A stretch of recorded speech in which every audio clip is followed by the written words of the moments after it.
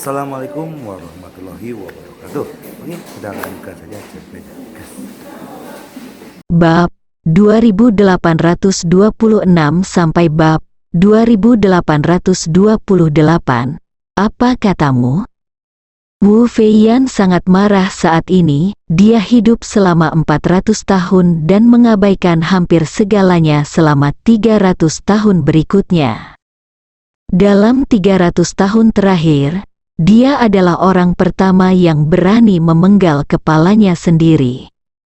Chen Zimin di ujung telepon ketakutan ketika dia mendengar teriakan marah Wu Feiyan. Dia buru-buru berkata dengan rendah hati, "Yang mulia, mohon maafkan saya hanya mengulangi kata-kata asli pencuri itu. Saya tidak menunjukkan rasa tidak hormat kepada Anda." Meskipun Wu Feiyan tahu betul bahwa Chen Zimin baru saja menceritakan kembali, dia masih sangat marah di dalam hatinya. Chen Zimin takut kemarahan Wu Feiyan tidak akan mereda. Jadi dia segera berkata, "Tuan Ying, saya ingin berbagi kekhawatiran Tuan Ying dan pergi ke Jinling dengan keponakan saya. Pada saat itu, saya akan melakukan yang terbaik untuk menemukannya, mencari tahu asal-muasal orang misterius itu untuk Tuan Ying." Wu Feiyan berkata dengan dingin, "Jika kamu pergi ke sana sekarang, kamu benar-benar melemparkan dirimu ke dalam perangkap." Chen Zimin buru-buru berkata, "Yang mulia, Dong Liqin sudah meninggal. Kemungkinan keluargaan akan meragukan bawahan saya lagi tidaklah besar. Selain itu, bagaimana jika mereka meragukan bawahan saya tanpa bukti nyata? Saya tidak percaya mereka masih bisa tuduh bawahanku. Bisakah dia dibunuh? Bagaimanapun, bawahan ini adalah menantu dari keluargaan dan suami dari An Youyu, dan dia selalu dihormati oleh An Qishan." Wu Feiyan berkata dengan nada menghina, "Keluargaan jauh lebih licik dari yang kamu kira. Setelah Dong Liqin terungkap, keluargaan tidak akan pernah mempercayai siapapun dengan nama keluarga asing lagi. Jadi bagaimana jika kamu adalah suami An Youyu? Selama mereka punya meragukanmu, aku tidak akan pernah membiarkanmu pergi dengan mudah." Chen Zimin tidak dapat menahan diri untuk tidak berkata, "Tetapi Tuan Ying, situasi saat ini terlalu pasif bagi kami. Jika Tuan misterius di balik keluargaan tidak ditemukan, kami tidak akan memiliki kedamaian selama sehari." Wu Feiyan mendengus dingin. Bahkan Zhang Shengbo tidak dapat menemukan Tuan misterius itu, dan kecil kemungkinannya Anda dapat menemukan petunjuk apapun tentang dia. Mungkin setelah pihak lain menangkap Anda, mereka menyiksa dan menginterogasi Anda, dan akhirnya mendapatkan kami dari mulutmu lebih banyak rahasia. Chen Zimin ragu-ragu sejenak dan kemudian berkata, "Tuan Ying, saya ingin memberitahu Anda apa yang ada dalam pikiran saya. Sekarang saya merasa seperti sedang menunggangi seekor harimau. Dengan hal besar yang terjadi di keluargaan, jika saya tidak melakukannya, jika kamu tidak pergi ke Jinling, keluargaan pasti akan meragukanku. Bagaimana kita bisa lulus ujian ini?" Wu Feiyan berkata dengan tenang, "Jangan khawatir, karena keluargaan sudah mencurigaimu. Kamu tidak akan pernah bisa melewati ujian ini. Tapi ada satu hal yang baik, putrimu dan An Youyu ada di tanganmu sekarang. Simpan kartu truf ini, mungkin akan berguna di masa depan, dan kamu tidak ingin bertengkar dengan keluargaan untuk saat ini, dan menjaga anak-anakmu di Amerika Serikat. Keluargaan tidak akan meninggalkan Jinling dalam waktu dekat, dan mereka tidak boleh mengambil inisiatif untuk bertengkar dengan Anda. Setiap orang memiliki pemahaman diam-diam untuk saat ini, dan mereka saling eksklusif. Jaga agar tetap terkendali." Chen Zimin berkata dengan hormat, "Saya mematuhi perintah saya." Saat ini, setelah Ye Chen menguasai metode menyembunyikan nafas dan aura, dia pergi ke Purple Mountain Villa untuk menjemput Lin Wanner dan membawa mereka ke bandara. Ketika mereka tiba di Villa Gunung Ungu, Qiu Yingsan, Sun Zidong, Lao Zhang dan seorang wanita tua yang tampak berusia sekitar 70 tahun sedang menunggu dengan hormat di luar pintu villa lebih awal. Melihat Ye Chen mengemudi, mereka berempat dengan cepat melangkah maju dan menunggu dengan hormat di luar pintu mobil. Ye Chen mendorong pintu dan keluar dari mobil seolah-olah mereka telah membuat kesepakatan. Mereka berempat membungkuk kepada Ye Chen dan berkata dengan hormat, "Halo, Tuan Ye." Ye Chen tertangkap basah oleh keempat orang itu dan berkata dengan cepat, "Kalian tidak perlu bersikap sopan. Panggil saja aku Ye Chen." Saat dia berbicara, dia melihat wanita tua di samping Qiu Yingsan dan bertanya dengan rasa ingin tahu, "Anda pasti Nyonya Qiu, kan?" Istri Qiu Yingsan mengatupkan kedua tangannya dan berkata dengan penuh hormat, "Tuan Ye, ini kekasih Yingsan, Ma Suyun." Yingsan memberi saya ramuan peremajaan yang diberikan oleh Tuan Ye tadi malam. Terima kasih atas berkah Anda, Tuan Ye. Begitu dia selesai berbicara, Ma Suyun hendak berlutut. Ye Chen hendak menghentikannya. Tetapi Qiu Yingsan berdiri di antara mereka berdua dan berkata dengan hormat, "Tuan Ye, wanita itu berkata bahwa jika Anda tidak menunjukkan rasa terima kasih dengan tulus, kekayaan Anda akan hancur." Ye Chen mengerutkan bibirnya dan ingin mengatakan sesuatu, tapi dia masih menahannya. Meskipun keempat orang tua ini berusia hampir 400 tahun, mereka selalu menganggap perkataan Lin Wanner sebagai pedoman dalam hati mereka. Tidak berlebihan jika dikatakan bahwa Lin Wanner adalah mentor hidup mereka. Mereka akan percaya dan melakukan apapun yang dikatakan Lin Wanner. Oleh karena itu, jika apa yang dia katakan berbeda dengan perkataan Lin Wanner, maka mereka pasti akan memilih untuk mendengarkan perkataan Lin Wanner. Tak berdaya, Ye Chen hanya bisa membiarkan wanita tua itu berlutut di tanah dan berterima kasih padanya. Setelah dia berdiri, Ye Chen berkata, "Ngomong-ngomong, apakah Nona Lin sedang down?" Qiu Yingsan berkata, "Tuan Ye, wanita itu memiliki takdir. Setelah Anda datang, silakan pindah ke halamannya yang lain terlebih dahulu." Ye Chen mengira dia sedang terburu-buru, jadi Lin Wanner langsung turun dan mereka berdua pergi ke bandara bersama. Tanpa diduga, Lin Wanner ingin dia naik. Namun, dia tidak memiliki pemikiran atau pendapat lain. Jika Lin Wanner memintanya untuk naik, maka dia akan naik. Segera, dia mengira mereka berempat menangkupkan tangan dan melangkah ke lantai atas halaman. Saat ini, Lin Wanner masih membuat teh di halaman. Sebelum Ye Chen memasuki pintu, dia mencium aroma teh yang datang dari halaman. Dia mengetuk pintu dengan lembut dan mendengar suara Lin Wanner datang dari halaman. "Tuan, silakan masuk." Ye Chen membuka pintu, dan Lin Wanner mengenakan t-shirt putih Gucci yang digemukkan dan diperbesar, dipadukan dengan celana pendek klasik bermotif LV, dan sepasang sandal kulit Hermes. Yang lebih mengejutkan lagi adalah rambutnya dikeriting menjadi ombak besar, terlihat muda dan modis, dan sedikit menawan. Lin Wanner yang berpakaian seperti ini sedang duduk di depan kompor membuat teh. Adegan itu membuat Ye Chen merasa sedikit tidak konsisten. Saat ini, Ye Chen memang sedikit terkejut. Bagaimanapun, Lin Wanner selalu menjadi gadis yang sangat cantik secara klasik dalam kesannya. Bahkan jika dia mengenakan seragam sekolah atau t-shirt musim panas, sulit untuk melakukannya, menyembunyikan kecantikan klasiknya, yang benar-benar berbeda dari citranya saat ini. dua orang yang sangat berbeda. Melihat ekspresi terkejut Ye Chen, Lin Waner tidak bisa menahan diri untuk tidak bercanda. Apakah pakaian budak itu membuat tuan muda takut? Ye Chen tersenyum. Saya benar-benar tidak memahami sesuatu. Sepertinya ini bukan gaya Anda. Lin Waner mengatupkan bibirnya dan tersenyum.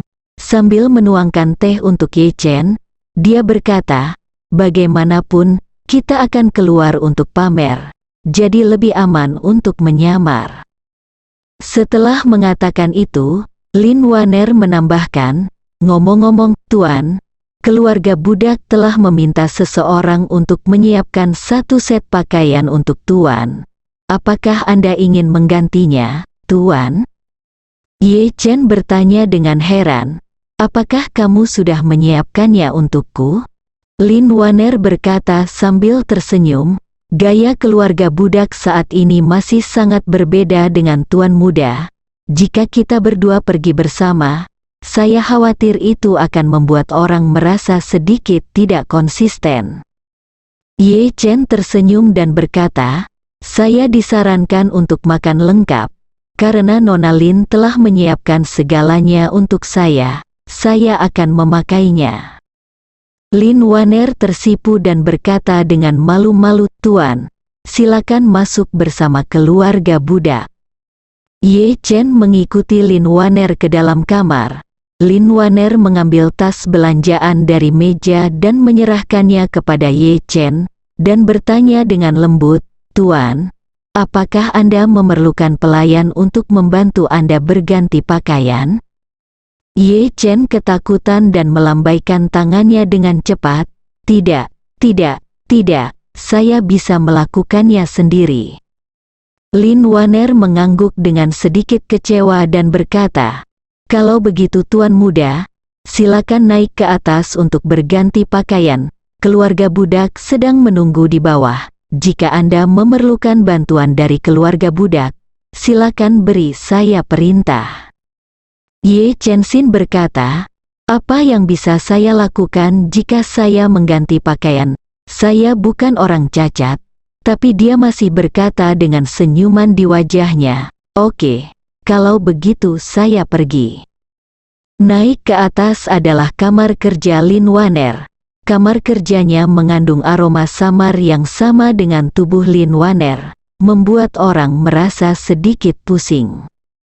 Ye Chen tanpa sadar mengingat pengalaman ditolong tidur oleh Lin Waner ketika dia terluka parah, dan tiba-tiba merasakan perasaan aneh yang tak terlukiskan di dalam hatinya. Namun, dia tidak berani berpikir terlalu banyak dan segera mengeluarkan pakaian yang disiapkan Lin Waner untuknya dan bersiap untuk menggantinya. Setelah mengeluarkan pakaiannya, dia menemukan bahwa Lin Waner telah menyiapkan pakaian pasangan yang sama untuknya. Pakaian di tangan Ye Chen juga merupakan versi t-shirt Gucci yang diperbesar, celana pendek LV bermotif klasik, dan sandal Hermes dengan model yang sama. Memikirkannya, Lin Waner ingin mereka berdua menyamar sebagai pasangan dan pergi ke Yunnan Selatan. Namun, Ye Chen tidak terlalu memikirkannya. Lebih masuk akal bagi pria dan wanita untuk pergi keluar dan berpura-pura menjadi pasangan. Kali ini mereka akan menghubungi Wu Feiyan, master terkuat yang Ye Chen kenal sejauh ini. Tentu saja, tidak ada ruang untuk kecerobohan, dan semakin berhati-hati dia, itu juga lebih aman. Jadi Ye Chen segera mengganti pakaiannya dan berjalan ke bawah. Ketika Lin Waner melihat Ye Chen menuruni tangga, bahkan alisnya melengkung gembira. Meskipun Ye Chen sudah berusia 28 tahun, dia diberkati dengan energi spiritual. Dia terlihat seperti pemuda berusia awal 20-an, ditambah dengan pakaiannya yang relatif trendy. Tidak ada yang meragukan bahwa dia adalah seorang mahasiswa. Semakin Lin Waner memandang Ye Chen, semakin bahagia hatinya. dia selalu merasakan ada rasa koordinasi yang tak terlukiskan antara mereka berdua dalam pakaian pasangan mereka. Ye Chen mendatangi Lin Waner dan melihat wajahnya memerah. Jadi dia bertanya dengan rasa ingin tahu, "Nona Lin, apakah Anda menyiapkan pakaian ini? Atau apakah Tuan Qiu dan yang lainnya menyiapkannya?" Lin Waner berkata dengan malu-malu keluarga budak meminta mereka untuk menyiapkannya. Setelah mengatakan itu, Lin Waner dengan cepat menjelaskan, keluarga budak merasa bahwa kali ini mereka pergi ke Yunnan Selatan bersama Tuan Muda. Bagaimana mengemas hubungan antara keluarga budak dan Tuan Muda akan menentukan peluang keluarga budak dan Tuan Muda diekspos. Setelah memikirkannya, sepertinya lebih cocok untuk pasangan. Ye Chen tidak terlalu memikirkannya, mengangguk dan berkata, "Kalau begitu, setelah kamu dan aku pergi keluar, kita bisa berpura-pura menjadi kekasih di depan orang luar." Lin Waner menggigit bibir bawahnya dengan ringan dan berkata dengan sedikit gentar, "Karena kita bermain sebagai pasangan, apakah kamu ingin memikirkan nama yang cocok untuk keluarga budak?" "Siapa namamu?" Ye Chen bertanya dengan rasa ingin tahu. "Siapa namamu?" Lin Waner ragu-ragu sejenak, lalu tersipu dan berkata, "Aku melihat sepasang kekasih muda saat ini saling memanggil sayang, atau suami, istri, Del." Marvin berkata dengan canggung, "Ini, bagaimana kalau Nona Lin yang memutuskan, kamu makan lebih banyak garam daripada aku makan nasi? Apapun yang kamu katakan, terserah kamu." Lin Waner memutar matanya dan bergumam, "Tuan Muda, inilah orang tua yang telah mengubah cara hidupnya." Tidak, Ye Chen tanpa sadar mengangkat tangannya dan melambaikannya bersama-sama, dan berkata dengan sungguh-sungguh, "Saya bersumpah saya tidak bermaksud begitu. Saya hanya merasa bahwa, Nona Lin, Anda memiliki lebih banyak pengalaman daripada saya dalam hal ini. Semua aspek, di depan Anda. Tidak perlu melakukan apapun yang Anda inginkan. Saya hanya akan melakukan apapun yang Anda katakan." Lin Waner menghentakkan kakinya dengan cemas dan berkata dengan rasa malu dan malu, "Keluarga budak hanya hidup lebih lama dari majikannya. Tetapi keluarga budak tidak memiliki pengalaman sama sekali dalam hubungan antara pria dan wanita. Berbeda dengan majikan, dia adalah sudah menikah dan memiliki lebih banyak pengalaman daripada keluarga budak, lebih banyak lagi." Ye Chen tidak bisa menahan diri untuk tidak menghela nafas karena malu, dan berkata, "Kita timpang dan timpang. Jangan katakan siapa yang memiliki kaki dan tangan yang gesit. Mari kita saling membantu dan mencari jalan keluar." Kata-kata Ye Chen membuat alis Lin Waner berkedut tanpa disadari. Dia sepertinya telah menemukan sesuatu, tetapi dia sengaja tidak bertanya lagi, malah melupakan masalah itu, dan berkata kepada Ye Chen sambil tersenyum, "Karena Tuan Muda tidak dapat mengambil keputusan, biarkan keluarga budak mengambil alih keluarga ini."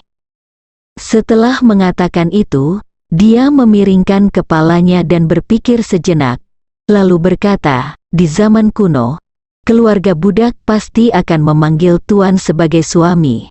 Tetapi tidak ada yang memanggilnya seperti itu lagi, dan tuan dan budak berpura-pura untuk menjadi sepasang kekasih daripada suami dan istri. Jadi keluarga budak bagaimana kalau memanggil Tuan Muda sayangku? Bagaimana kalau memanggil Tuan Muda sayangku?" Setelah mengatakan ini, Lin Waner bernapas dengan cepat, wajahnya memerah, dan dia menatap Ye Chen dengan cemas, takut dia akan menolak atau merasa tidak puas. Ye Chen tidak memikirkannya. Mereka berpura-pura menjadi pasangan, mereka bahkan mengenakan pakaian pasangan. Wajar jika mereka berteriak dengan cara yang menjijikkan. Jika mereka pasangan, Sepertinya tidak pantas untuk memanggil mereka dengan nama depan mereka saat pergi keluar.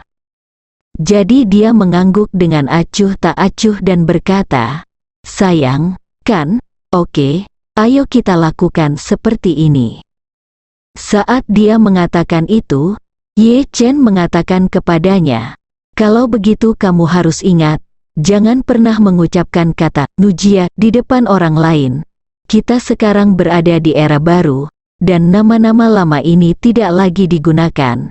Jika kamu seperti di luar ini, katakanlah, orang yang tidak tahu mengira aku punya hobi khusus." Lin Waner menjulurkan lidahnya dan berkata tidak yakin, "Tuan, keluarga budak secara pribadi telah mengalami semuanya dari era lama ke era baru. Keluarga budak tahu apa yang dikatakan tuannya. Selain itu, keluarga budak belum berbicara seperti ini dalam ratusan tahun, dan hanya di itu saja di depan tuan muda. Setelah meninggalkan halaman lain ini, keluarga budak akan menyesuaikan diri." "Itu bagus," Ye Chen mengangguk, lalu melihat waktu dan berkata, "Ini sudah larut, ayo pergi." "Baik," Lin Waner mengangguk dan berkata kepada Ye Chen, "Tuan muda, setelah Anda keluar dari pintu ini, akankah keluarga budak memanggil Anda sayang?"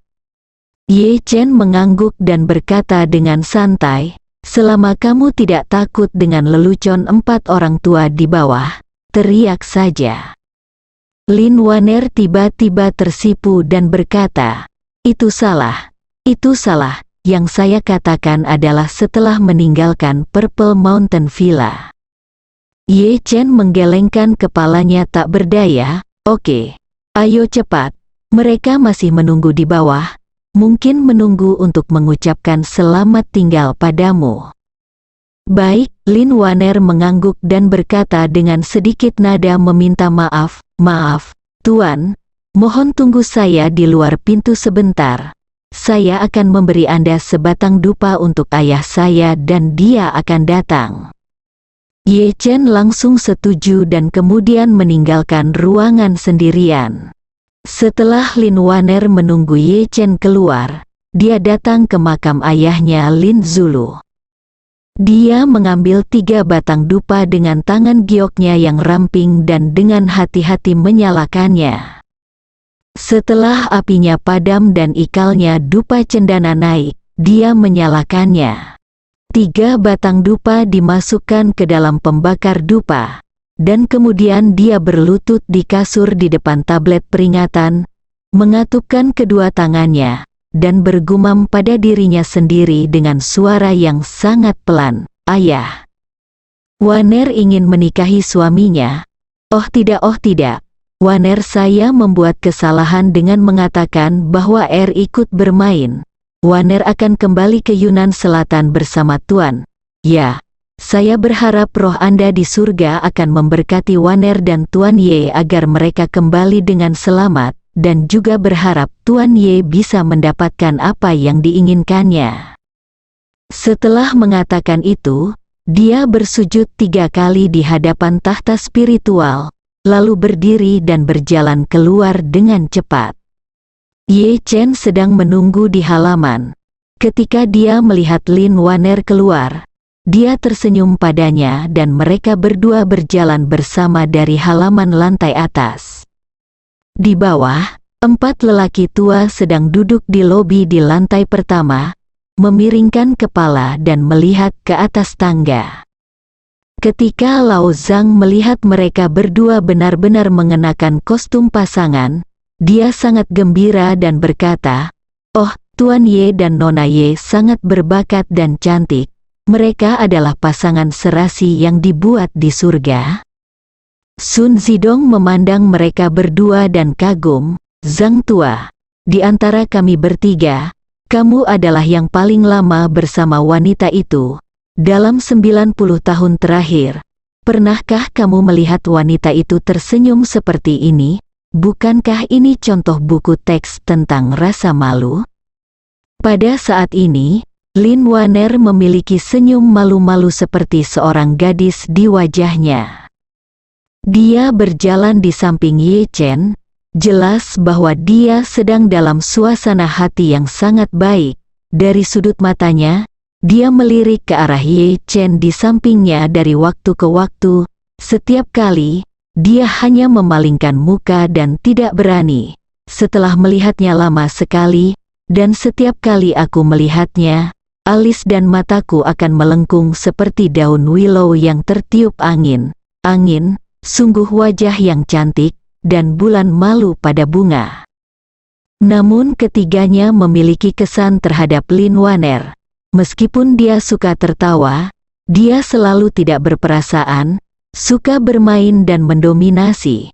Kata pemalu, tidak cocok dengan Lin Waner selama ratusan tahun. Sekarang, mereka akhirnya menyadari bahwa wanita muda itu juga memiliki sisi feminin dan pemalu.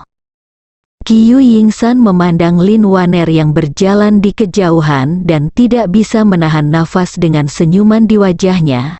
Jika wanita itu mengenakan gaun pengantin atau siuhe, dia akan menjadi lebih cantik, bukan?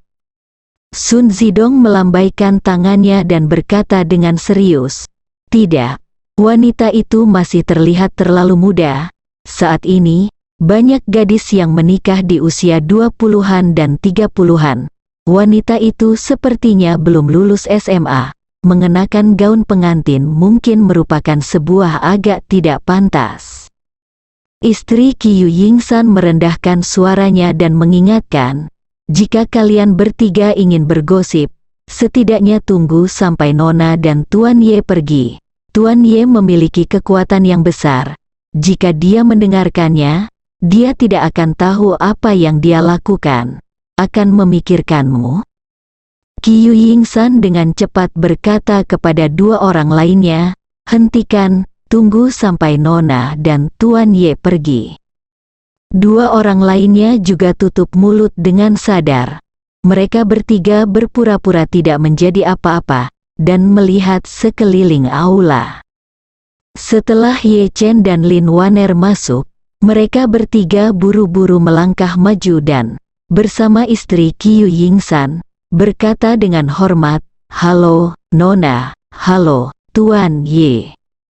Senyuman malu-malu Lin Waner baru saja menghilang, digantikan oleh ekspresi serius seperti orang tua, dan berkata, "Tuan Muda Ye dan saya berangkat ke Yunnan Selatan, dan saya akan meninggalkan tempat ini di bawah pengawasan Anda. Ingat, tidak ada yang diizinkan naik." Qiu Yingsan berkata tanpa ragu, "Jangan khawatir, Nona, saya akan mengatur semuanya." Lin Waner mengangguk, lalu memandang Sun Zidong, dan berkata dengan tenang, "Sun Tua, aku tidak melakukan apa-apa tadi malam dan meramal untukmu. Nasibmu telah dipatahkan oleh Tuan Ye, dan akan ada menjadi tidak ada apa-apa dalam 20 atau 30 tahun ke depan. Variabel, Anda dapat bernapas lega. Jika sesuatu terjadi di Yanjing, Anda dapat kembali dan menghadapinya dengan berani tanpa harus menghabiskan seluruh waktu Anda di sini."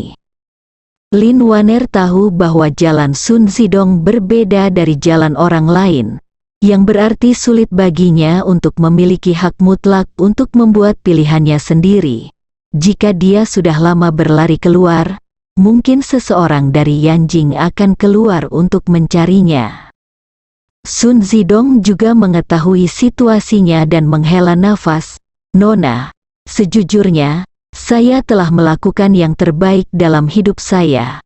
Sekarang saya lebih tua, saya tidak ingin mengkhawatirkannya lagi. Istri saya meninggal lebih awal, dan ketiga anak saya juga mereka ada di seluruh dunia. Dan sangat membosankan untuk kembali ke Yanjing dan tinggal di tembok tinggi itu sendirian.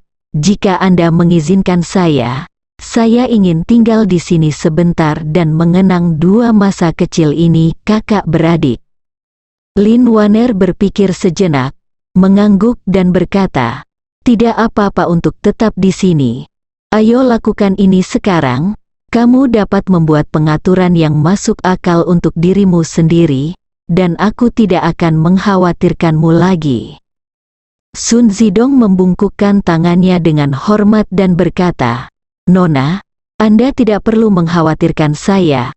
Anda harus segera berbisnis dengan Tuan Ye." Lin Waner mengangguk sedikit dan berkata kepada mereka berempat, "Kalau begitu, Tuan Ye dan saya akan pergi dulu." Keempat orang itu buru-buru mengirim keduanya ke halaman. Mereka merasa lega saat melihat Ye Chen dan Lin Waner masuk ke dalam mobil, dan menyaksikan mereka berkendara menuruni gunung. Di dalam mobil, Ye Chen fokus mengemudi, sementara Lin Waner di sampingnya tersipu lagi karena suatu alasan. Dia memandang Ye Chen dari sudut matanya, melihat keluar jendela, ragu-ragu lagi, dan kemudian bertanya dengan malu-malu, "Sayangku, berapa lama waktu yang kita perlukan untuk sampai ke bandara?" Ye Chen berkata dengan santai, "Setengah jam." Lin Waner tidak dapat menahan diri untuk bertanya kepadanya dengan marah, "Bukankah Tuan Muda seharusnya disebut sebagai harta karun budak?" Ye Chen terbatuk 2 kali dan bertanya padanya, "Tidak ada orang lain di sini. Apakah kamu benar-benar ingin memanggilnya seperti itu?" Lin Waner berkata dengan sedih, "Keluarga budak membuat perjanjian dengan Tuan Muda sebelumnya." Ye Chen segera berkata dengan serius, "Oke, tepati janjimu." Setelah itu, dia menyesuaikan diri dan berkata, "Sayang, kita akan sampai di bandara setengah jam lagi." Lin Waner tersenyum malu-malu dan manis, dan berkata dengan riang, "Aku tahu, terima kasih, sayang." Lin Waner, yang merasa puas, mau tidak mau melirik ke tangan kiri Ye Chen yang memegang kemudi, dan bertanya dengan rasa ingin tahu, "Sayangku, bukankah kamu memakai cincin yang kuberikan padamu saat kamu keluar?" Ye Chen berkata dengan santai, "Mengapa kamu memakainya? Pemilik cincin itu adalah ayahmu, bukan aku. Aku akan pergi bersamamu. Jika ada bahaya, aku akan tetap memindahkanku kepadamu. Jika kamu benar-benar bertemu Wu Feiyan, bukankah itu berarti dia terjebak dalam serangga dan tidak bisa terbang keluar dari gunung 5 jari miliknya? Saya khawatir dia mendapatkan cincin itu dengan sia-sia, jadi daripada melakukan ini, lebih baik tidak memakainya." Mengatakan itu, Ye Chen menambahkan, "Wu Feiyan selalu menginginkan cincinmu dalam mimpinya. Jika kami tidak menyimpannya, bahkan jika Wu Feiyan benar-benar tertangkap, kami masih memiliki sejumlah modal untuk menegosiasikan persyaratan dengannya." Lin Waner mengangguk dan berkata, "Sayangku, kamu harus mempertimbangkannya secara lebih komprehensif. Saya tidak pernah memikirkan hal ini." Setengah jam kemudian, keduanya tiba di bandara. Ye Chen memarkir mobil dan begitu dia keluar dari mobil, Lin Waner maju selangkah dan berinisiatif memegang lengan Ye Chen, terlihat sangat mesra. Ye Chen sedikit terkejut, tapi sebelum dia bisa berkata apa-apa, Lin Waner di sampingnya berkata, "Beginilah seharusnya pasangan berpegangan tangan, kan?" Oh, Ye Chen mengerti bahwa dia berpura-pura menjadi pasangan dengannya, jadi dia mengangguk dan berkata, "Sepertinya begitu." Lin Waner tidak bisa menahan senyum dan berkata, "Saat saya naik ke pesawat, untuk mencegah kru curiga, apakah saya harus berpegangan tangan dengan Anda?" Ye Chen mengangguk dan berkata, "Tidak masalah, lihat saja dan datang." Karena itu, Ye Chen mengeluarkan ponselnya dan melihatnya. Pada perangkat lunak penerbangan versi berbayar, dia dapat dengan jelas melihat bahwa pesawat Wu Feiyan telah terbang di atas Selandia Baru dan sangat dekat dengan Melbourne. Saat dipegang oleh Lin Waner, Ye Chen melihat ponselnya dan berbisik, "Pesawat Wu Feiyan sudah turun. Sepertinya pasti akan mendarat di Melbourne untuk mengisi bahan bakar. Seluruh perjalanan akan memakan waktu setidaknya 1 jam. Kami memperkirakan kita akan berada di waktu yang hampir sama dengannya. Lepas landas, mengingat dia harus ke Myanmar dulu, kita harus punya banyak waktu, bahkan cukup untuk bermain dan jalan-jalan di waktu yang sama. Lin Wanner mengangguk sedikit dan menghela nafas. Saya sudah bertahun-tahun tidak kembali. Ketika saya tiba di Yunnan Selatan, semuanya terserah Anda. Sepasang suami istri yang mengenakan pakaian modis dan memakai nama besar, bergandengan tangan di saluran VIP, lalu masuk ke mobil bisnis bandara yang dirancang khusus untuk layanan VIP bergandengan tangan. Di mata orang luar, kedua orang ini pastilah pasangan generasi kedua yang kaya raya. Tidak hanya berdandan dengan merek ternama, tapi mereka juga menghabiskan ratusan ribu untuk membeli tiket pesawat charteran untuk jalan-jalan. Namun, ini juga merupakan penyamaran terbaik untuk Ye Chen dan Lin Wanner. Mengingat kondisi Ye Chen saat ini, tidak ada yang akan mencurigainya meskipun dia baru berusia 20 tahun. Bahkan jika dia bertemu dengan seorang kenalan di jalan, tidak ada yang akan mengenalinya. Keduanya naik ke pesawat, dan kru membimbing mereka ke kabin yang luas. Lin Wanner mengabaikan 2 kursi kelas 1 independen di depan, menarik Ye Chen kembali dan berkata dengan genit, "Sayangku, aku ingin duduk bersamamu." Di bagian belakang terdapat kursi ganda berdampingan tanpa sandaran tangan di tengahnya dan merupakan kursi sofa ganda standar. Begitu Lin Wanner naik pesawat, dia menyukai 2 kursi ini. Ye Chen secara alami bekerja sama dengan serius dengan pertunjukan itu dan mengangguk berulang kali, "Karena kamu ingin duduk bersama, maka duduklah bersama." Lin Wanner berhenti dan berkata dengan serius, "Kamu lupa memanggilku sayang." Ye Chen terkejut melihat betapa seriusnya penampilannya, dan berkata dengan canggung, "Ada orang lain di sampingnya." Pramugari di sebelah saya mau tidak mau menutup mulutnya dan tertawa-tawa.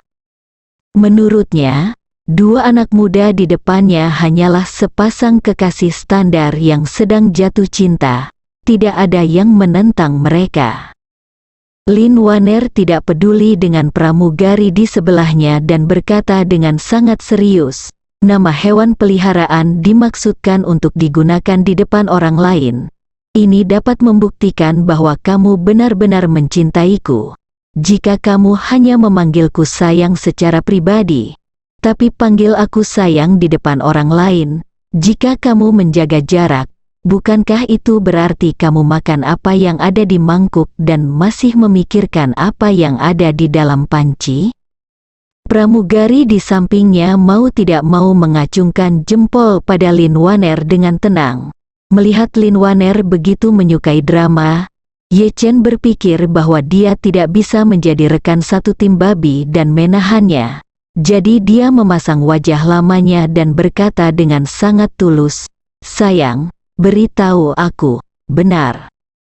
Lin Wanner tersipu, mengangguk puas, dan berkata dengan serius, "Di masa depan, kamu harus ingat bahwa semakin sering kamu berada di luar, semakin kamu harus muak denganku, sehingga tidak ada wanita lain yang tahu Anda, dan tidak ada orang lain yang akan melakukannya.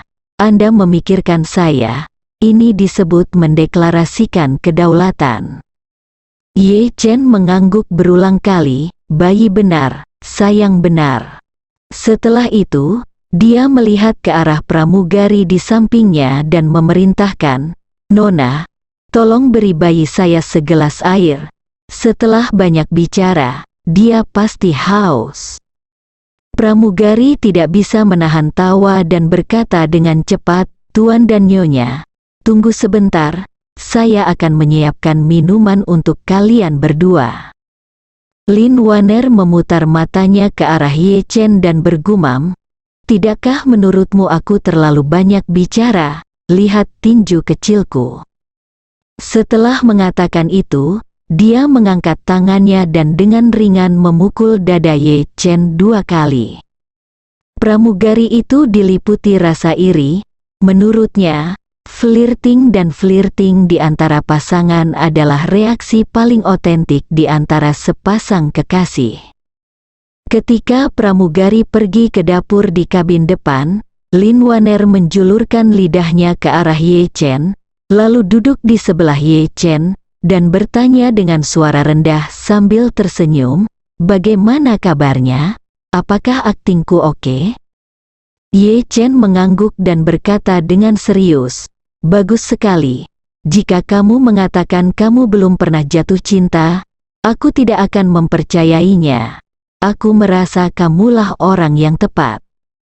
Lin Waner pemalu dan cemas, "Saya belum pernah jatuh cinta.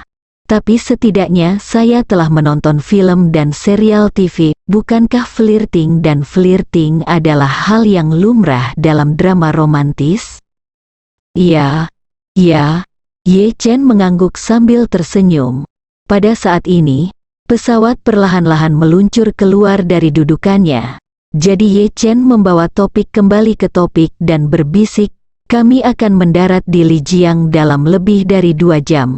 Saya menyewa mobil dan pergi ke Dali segera setelah saya mendarat. Apakah Anda masih ingat lokasi spesifik makam ayah Anda?" Lin Waner menyembunyikan senyumannya dan berkata, "Makam ayahku berada di timur Laut Erhai. Aku telah melihat peta dan foto satelit. Tempat itu sekarang bernama Suanglang." Ye Chen mengangguk, mengeluarkan ponselnya, memeriksa peta, dan berkata, "Suanglang sedikit lebih dekat ke Lijiang, hampir 1,5 jam perjalanan dari pesawat." Lin Waner mengangguk sedikit dan berkata, "Makam ayah berada di gunung timur Laut Suanglang. Ratusan tahun telah berlalu, dan aku tidak tahu seperti apa jadinya sekarang." Ye Chen bertanya kepadanya, "Apakah pada awalnya ada batu nisan yang tersisa?" "Ya," Lin Waner berkata, "saya meminta seseorang untuk mengukir loh batu dan mengubur pakaiannya bersama ibu saya, tetapi saya tidak tahu apakah saya masih dapat menemukannya." Ye Chen bertanya kepadanya, "Apakah ibumu dimakamkan di sana juga?" Lin Waner berkata, "Awalnya memang begitu, tetapi sebelum saya meninggalkan Dali, saya takut Wu Feiyan akan menghancurkan jenazah orang tua saya. Jadi saya mengkremasi jenazah ibu saya dan menguburkannya bersama abu ayah saya di Pule." Ye Chen mengangguk dan berkata, "Kalau begitu mari kita cari cara untuk menemukan makam ayahmu dulu, lalu cari tahu cara mengatur pengawasan, sehingga ketika Wu Feiyan pergi ke sana, kita bisa memotretnya dan bersiap. Setelah itu, sebelum Wu Feiyan tiba, aku akan menemanimu langsung ke Pule untuk memberi penghormatan kepada orang tuamu." Lin Waner memandang Ye Chen dan berkata dengan serius, "Tuan, Wu Feiyan pada dasarnya mencurigakan. Dia bahkan mungkin akan menyamar kali ini. Jika Anda tidak dapat memotretnya, jangan kecewa." "Tidak apa-apa," Ye Chen berkata dengan tenang. "Aku terutama khawatir jika kamu pergi ke Yunnan Selatan sendirian. Aku ingin menemanimu menyembah orang tuamu, dan kemudian menemanimu kembali ke tempat ibu Puca dibesarkan. Mengenang, akhirnya kamu membawanya kembali ke Jinling dengan selamat. Adapun Wu Feiyan, itu seperti meminta tanda terima kepada bos setelah makan malam untuk menggaruk hadiah. Jika menang, kamu beruntung, jika tidak, itu tidak masalah. Pokoknya, selama kamu makan enak." Lin Waner tergerak di dalam hatinya, mengangguk sedikit, dan menghela nafas. "Keinginan terbesar saya adalah kembali ke Yunnan Selatan sebelum saya mati dan mengunjungi semua tempat ini lagi. Terima kasih kepada Tuan Muda. Kali ini akhirnya bisa menjadi kenyataan." Sudah. Ye Chen bertanya padanya, jika masalah Wu Feiyan terpecahkan, apa yang paling ingin kamu lakukan? Lin Waner berkata tanpa berpikir, yang paling ingin saya lakukan adalah memindahkan makam orang tua saya ke tepi Tianqi, dan kemudian membangun sebuah rumah kayu kecil di tepi Tianqi di mana Ibu Puca gagal melarikan diri, kesengsaraan, dan memelihara beberapa hewan, sapi, beberapa domba, dan seekor anjing, dan menjalani sisa hidupku dengan damai. Ye Chen bertanya dengan rasa ingin tahu, sebelumnya, bagaimana dengan sekarang? Sekarang, Lin Waner memandang Ye Chen, menurunkan kelopak matanya, dan bergumam, aku tiba-tiba merasa bingung beberapa hari terakhir ini. Ye Chen bertanya padanya, apa yang membuatmu bingung? Lin Waner tersenyum tipis dan berkata dengan lembut, saya bingung harus pergi kemana di masa depan. Kali ini, pramugari datang dari area dapur di depan dengan membawa 2 gelas minuman, dan keduanya mengakhiri pembicaraan sebelumnya. Lin Waner merasa sedikit tertekan. Ketika dia melihat pramugari datang, dia menyandarkan kepalanya di bahu Ye Chen dan berbisik, sayang, aku sedikit lelah, aku ingin tidur siang. Ye Chen mengangguk, kalau begitu tutup matamu dan istirahat sebentar. Melihat Lin Waner bersandar di bahu Ye Chen dan menutup matanya, pramugari dengan hati-hati meletakkan 2 minuman di depan mereka berdua, dan berbisik kepada Ye Chen, Tuan, pesawat kami telah diluncurkan dan saat ini berada di urutan ketiga dalam antrean untuk lepas landas, 10 menit, jika Anda butuh sesuatu, silakan membunyikan bel panggilan kapan saja dan saya akan segera melayani kalian berdua. Ye Chen mengangguk ringan, oke, terima kasih atas kerja kerasmu. Saat pesawat Wu Feiyan mendarat di Melbourne, pesawat Ye Chen dan Lin Waner sudah lepas landas dari Bandara Jinling menuju Lijiang, yang jaraknya lebih dari 1000 kilometer. Ketika pesawat lepas landas dan terbang ke barat, Lin Waner benar-benar kehilangan keaktifan dan keceriaannya sebelumnya.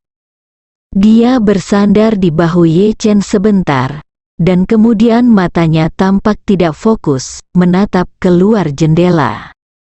Ye Chen bisa merasakan ada yang tidak beres dengan dirinya dan memahami kondisinya saat ini dengan sangat baik. Lagi pula, di dunia ini, tidak ada orang yang lebih cocok dengan 4 kata dekat dengan rumah selain dia sekarang. Seorang gadis kecil yang telah jauh dari rumah selama lebih dari 300 tahun kini akhirnya dalam perjalanan pulang. Siapapun pasti akan menghela nafas dalam hati. Lebih dari 2 jam kemudian, pesawat mendarat di Bandara Lijiang. Saat dia turun dari pesawat, tanpa disadari kaki Lin Waner terasa sedikit lemas. Saat dia memegang lengan Ye Chen dapat dengan jelas merasakan bahwa dia memberikan banyak beban padanya, mungkin karena kurangnya kekuatan fisik. Jadi dia berinisiatif untuk menjangkau, mendukung Lin Waner, dan membawanya keluar dari bandara. Di luar bandara, Ye Chen menyewa sebuah SUV menggunakan identitas palsu yang disiapkan oleh Chen Zekai untuk dirinya sendiri. Kemudian ia melepas perekam mengemudi di dalam mobil dan langsung menuju ke Dali Suanglang bersama Lin Waner. Setelah berkendara dari bandara, Ye Chen bertanya pada Lin Waner di sampingnya, apakah Anda pernah ke Lijiang sebelumnya? Saya pernah ke sini sebelumnya, Lin Waner berkata. Setelah ibu saya meninggal, ayah saya mengirim keluarga budak ke rumah kakek nenek saya di Dali. Saat itu, keluarga budak datang ke sini bersama nenek saya, tetapi hanya sekali.